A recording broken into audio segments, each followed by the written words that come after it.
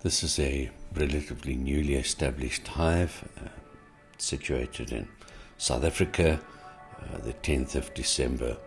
This will be the second extraction of honey out of the hive. The first was in early November. The date is now the 10th of December. This is just showing this hive faces east in a protected corner of a residential garden, and as the sun has hit the front of the hive, you can actually see the worker bees that are outside with their heads down, abdomens raised, and fanning their wings to cool the hive down. We saw this behavior as the sun moves across the entrance and as the temperature goes up, so the bees are lifting the abdomens and starting to fan their wings. You can also see the worker bees arriving with fully loaded pollen on their legs, pollen pouches, and they will then take it into the entrance, up through the brood chamber and up into the hive. Quite clearly on the landing strip are a couple of guard bees.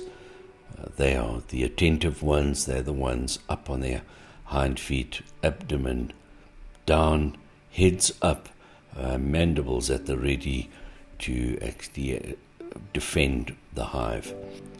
As you can see, the bees are calm. There's not a lot of buzzing going around, but we will be producing some smoke to ensure that they remain in a calm state and don't decide to attack us. So here's our smoker at the ready. We're just distributing a little bit of smoke onto the hive. It's the front of the hive facing east, and obviously the back goes towards the west in the corner of a garden. Here's the entrance down at the bottom, and the landing strip as shown in the opening clip with the worker bees on the front. The basic structure of a hive is the brood chamber is at the bottom. We have a queen excluder in the center, and then we have the Flowhive, which is at the top. The honey is drawn from the top, and the queen lives down at the bottom with her brood. The worker bees come in at the front entrance, they move up through the brood chamber and up into the flow hive at the top. Right, it's time to extract the honey. Remove the cap, put the pipe in, attach the hose which ends up in the bucket. The reason for that is that you can attach the hose into the bucket along multiple of the holes, which will then enable you to drain the hive quicker.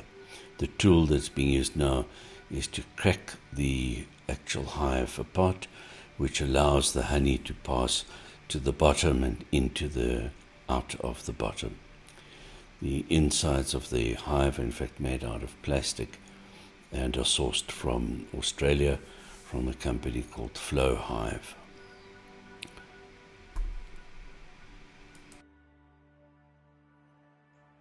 And there's the draining of the honey happening outside. And as you can see, the bees are quite content on the front, not disturbed at all. We don't even get a single bee at the back. The process is complete. Make sure that the last of the honey is drained from the pipes, and there are about 7.5 liters of honey. Fairly dark, has a molasses taste to it.